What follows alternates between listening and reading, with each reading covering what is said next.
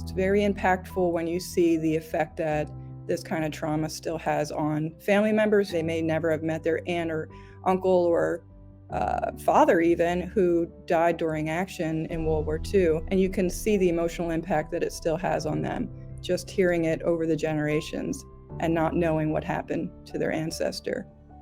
And when you communicate with these family members and you witness not just the direct family members where it was the mother or father, no, I'm talking the nephews and nieces that reach out to us, and you're in a meeting with them and they are breaking down emotionally, you can see how that impact has gone from family member to family member. Being able to try to support our fallen heroes, anything that I could do to help bring their remains back to their families was very appealing. What you are doing has importance. I would want my mother to have some part of me to put to rest however she saw fit. We're helping the people of Wisconsin and around the country really find answers. There are 82,000 service members still missing in action from overseas conflicts dating back to 1941. More than 1,500 of them called Wisconsin their home.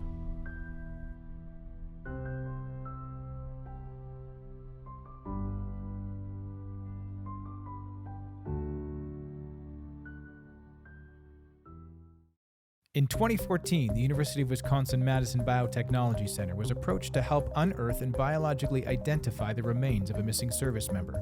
Team lead and associate director of the UW-Madison Biotechnology Center, Charles Konsitsky, recalls the day he was approached to help. Well, it originated from a civilian researcher by the name of Jed Henry, who was investigating his grandfather's unit from World War II. And what he learned was that there was one individual, PFC Lawrence Gordon, who was missing in action. So he brought it upon himself to investigate this individual in hopes of recovering them. So he came to the University of Wisconsin-Madison to see if we could help out. And what he needed was biological confirmation that this individual in the cemetery in France is truly PFC Lawrence Gordon. Coming from a large military family, I've always been informed, you don't leave anyone behind. And to learn that there are 82,000 individuals still missing, 1,500 of those are from Wisconsin. I could see some of the technologies that we had that could help advance the recovery mission. And that truly is what kind of lit the flame underneath us here at the University of Wisconsin-Madison. In 2015, the University of Wisconsin-Madison Biotechnology Center launched the WWII Recovery and Identification Project, making it the first academic institution ever to work alongside the Defense POW-MIA Accounting Agency, the federal agency tasked with finding and repatriating this country's MIAs. Project leadership believed academia could play an important role in the MIA process. We flew out to DC in the fall of 2015 with the Fazekas case as the initial case, which they agreed to, and which we performed that recovery in the year of 2016. The team at the UW-MIA project has continued to focus on investigating new cases, but with more than 1,500 Wisconsin missing in action still unaccounted for and tens of thousands more across the country, the task can be daunting.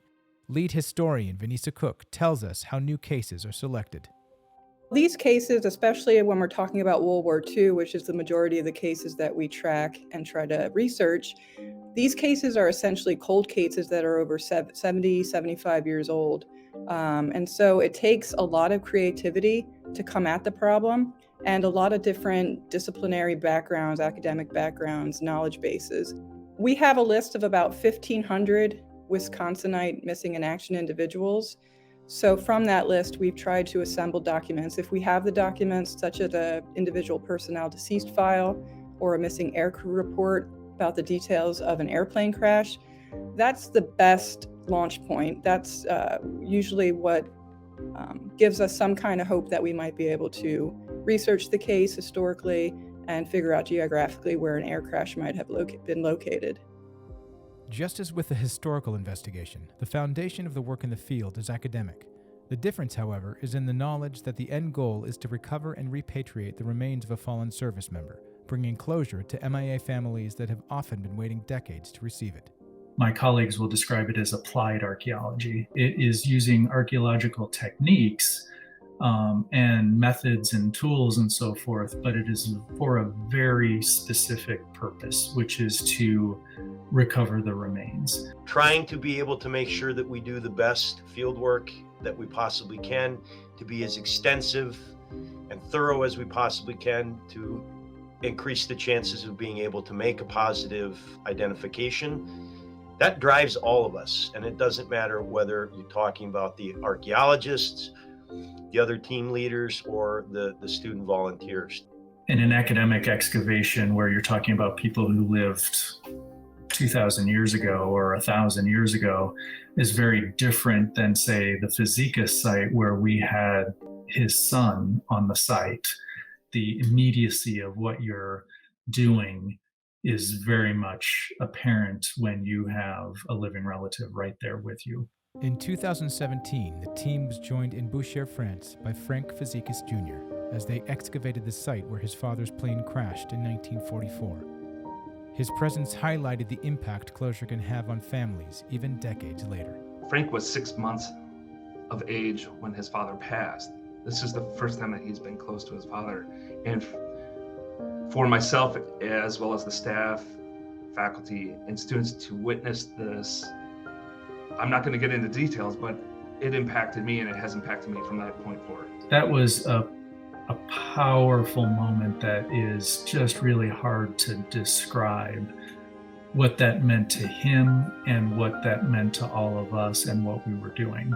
At the end of that story was the funeral at Arlington National Cemetery, which happened in, I think it was March of 2018. Even now, I'm talking about it.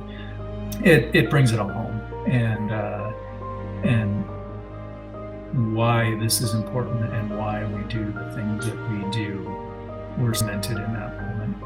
Tori Tiedman is a veteran who toured with the United States Marine Corps until his honorable discharge in 2015.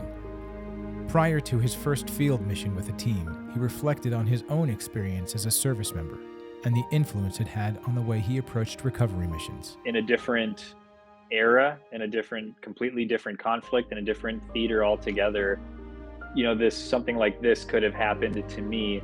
I remember having this thought prior to my first recovery mission, and it was a reflection that I had about something that I had thought prior to my first deployment. I do see myself in these individuals, and it's not to make it about me. It's to make it about, if anything happened to me, I would want my mother to have some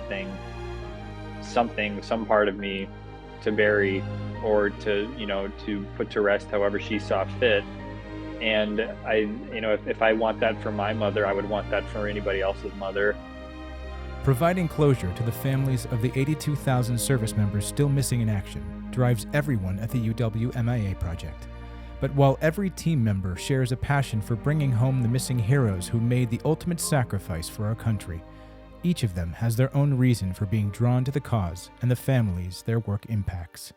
As historians, we tell stories. We're usually telling those stories about people in the past, their lives, and what kind of impact that they had on history in the present day. But I've never had the opportunity before the Missing in Action Project to really help people directly with historical research. We're helping the people of Wisconsin and around the country really find answers. It was a way for me to continue to serve and to continue to serve service members even if they had been deceased. I still felt that I owed my country something. There's nothing more worthwhile. You see what that means for a family and see the end result all the way through from first being introduced to the case all the way to Arlington. Once you do that once, and once you feel that what that means, it becomes about that, and it becomes about the next case, and it becomes about the families, and it becomes about trying to solve these mysteries. The ideal end result is that the project or this objective ends because everyone was recovered. Knowing that there are 1,500 individuals, that's going to be a long road ahead. This is challenging, it's difficult, but it is by far and away the most rewarding work I've ever done in my professional career. There is nothing more satisfying than knowing that I can use my skills along with the rest of our team to try to help recover the remains of our fallen heroes, repatriate and return them to their families. There's nothing better I could ever imagine doing in my career. Anything to help with closure, that is my primary objective. If we can, I hope we can.